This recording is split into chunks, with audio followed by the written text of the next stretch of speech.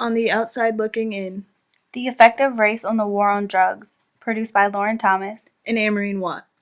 The war on drugs is an American term commonly applied to a campaign of prohibition of drugs, military aid, and military intervention, with the stated aim being to define and reduce illegal drug trade. Although President Nixon declared the war on drugs public enemy number one in 1971, the policies that his administration implemented as part of the Comprehensive Drug Abuse Prevention and Control Act of 1970 was a continuation of drug prohibition policies in the U.S. and started in 1914. The Global Commission on Drug Policy reported that between 1998 and 2008, global use of opiates increased 34.5%, cocaine increased 27%, and cannabis increased 8.5%. In 2011, 51% of federal inmates are incarcerated for drug offenses. This compares to just 4% for robbery, 3% for homicide, assault, or kidnapping, and 5% for sex offenses. Did you know African Americans comprise 13% of regular drug users, but are 60% of those arrested for drug offenses? African Americans are currently arrested on drug charges at more than 3 times the rate of Caucasians. There are approximately 6 times as many Caucasians who use and sell drugs than African Americans. Almost half of state prisoners sentenced for drugs are African American. The war on drugs has produced profoundly unequal outcomes across racial groups, manifested through racial discrimination by law enforcement and disproportionate drug war misery suffered by communities of color. Although rates of drug use and selling are comparable across racial lines, people of color are far more likely to be stopped, searched, arrested, prosecuted, convicted, and incarcerated for drug law violations than are whites. The dots represent 1,000 stops by the NYPD in a year's time. Higher arrest and incarceration rates for African Americans and Latinos are not reflective of increased prevalence of drug use or sales in these communities. Law enforcement focuses on urban areas, on lower-income communities, and on communities of color, as well as inequitable treatment by the criminal justice system.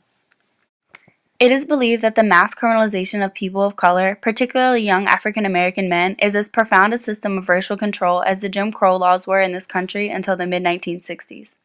During the Jim Crow era, white officers harassed black people, which would fall under the harassment for drugs. The white officers would intentionally search for drugs within the black communities and overlook most of the drugs used in the white communities. Henrietta Lacks lived in the time dominated by Jim Crow laws. Rebecca Skloot wrote a novel about her, entitled The Immortal Life of Henrietta Lacks. In the novel, Rebecca Skloot said, "But today when people talk about the history of Hopkins' relationship with the black community, the story many of them hold up as the worst offense is that of Henrietta Lacks, a black woman whose body they say was exploited by white scientists." In Henrietta Lacks's case, white people used black people to benefit themselves through slavery and medical research like the Tuskegee syphilis experiment. Relating Henrietta Lacks to the war on drugs, white officials use black people by arresting them for drugs to look like they are doing something to improve the war when this isn't actually happening.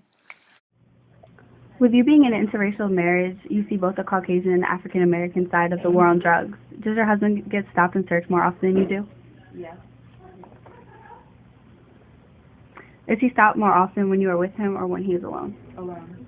Alone. Has he ever been stopped when you're with him? No. Does he get searched? Yes. All right.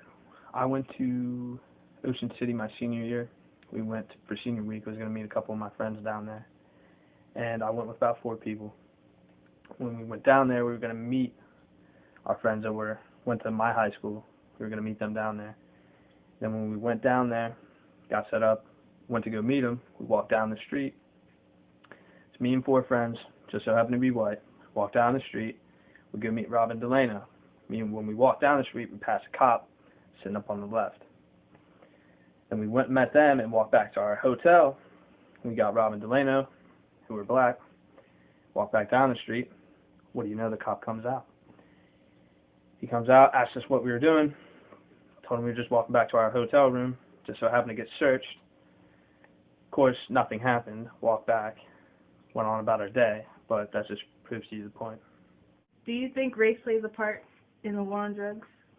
Yes, I do think race plays a part in the war on drugs. Because if you notice, there's a lot of police cars that circle around the city in predominantly black neighborhoods, to patrol. And there's not that much that's around the county. And I think that is because they feel that black people or African Americans are more of a threat when it comes to drugs. But what they don't know is like there is a lot of Caucasians that have drugs, but they're very well at keeping it under the wraps. Like, you know, they're all they have like this little perfect image and they're cut and clean. They don't look like they would have any type of drugs on them or do any type of drugs. But when you look at the black people, they're not as cut and clean as Caucasians sometimes. So it may get misconstrued that like, oh, these people are just bad people. They're over here selling stuff and everything. So I do think race plays a big part in that situation.